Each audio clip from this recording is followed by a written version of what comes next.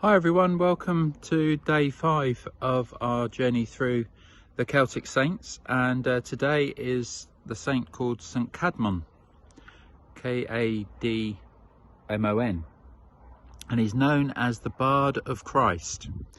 He lived in Whitby at the time of a lady called Hilda of Whitby, who was an abbess there, and his story is a lovely little story actually, because he was a cow herder as part of the abbey. They often had extensive grounds and they often were self-sufficient, and his job was to look after all the cows. And what would happen is every so often they would have, I suppose, the equivalent of a ceilidh, where people would gather together and tell stories and share music, and it was called the passing of the harp.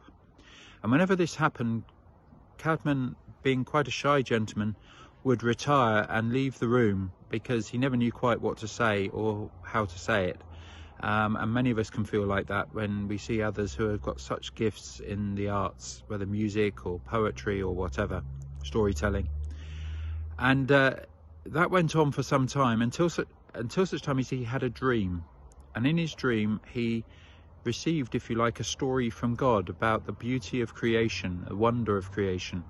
And from that he then shared many similar stories and became known as the Bard of Christ, the person who told a story of Christ, the poet of Christ. And he's actually the patron saint of poets, so that's really good for those of you who are into poetry, Alex and others.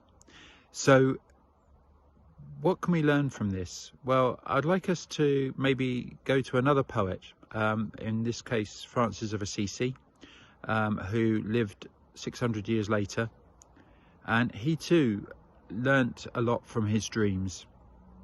His dreams were about how to see a church restored and rebuilt. What he came to realise was it was through embracing not stones necessarily, it was people, and he built a church where all were welcome, irrespective of background. He made his church the leper colony. But he loved creation, and he shared a story and a dream about creation and about living relationally, which is just as relevant today as it was 800 years ago. It's known as Canticle of the Creatures, but it's not just talking about our relationship with creation and with the elements. It's talking actually about seeing everything and everyone as if we are in relationship with them, and therefore it speaks into so many of the things that are going on just at this moment. So this is his Canticle of the Creatures. I'll read it to you.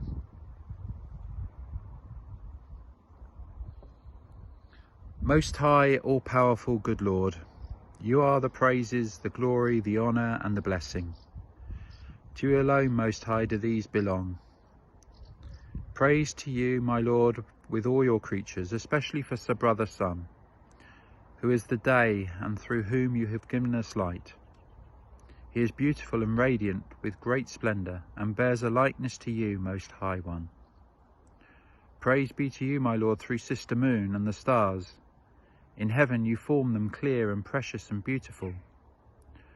Praise be to you, my Lord, through Brother Wind, and through the air, cloudy and serene, every kind of weather, through whom you give sustenance to all your creatures.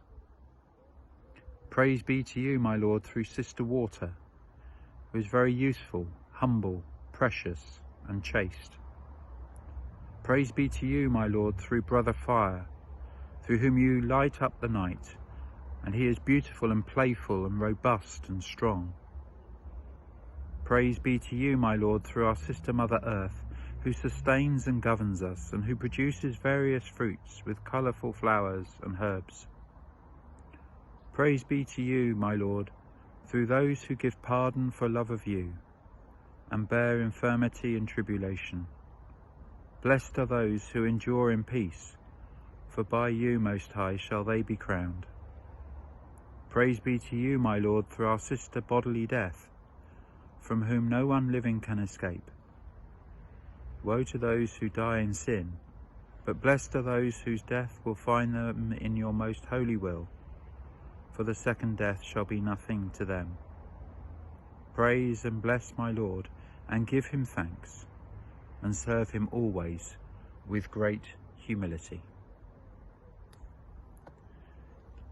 Now, Francis used to have dreams, and the Bible reading today is about Joseph and his dreams. And so, what are our dreams, and how often do we limit ourselves because we feel we're not good enough or whatever?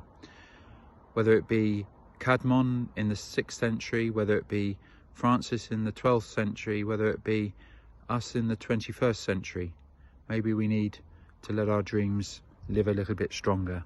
So Kadmon is both a prophet as well as a poet.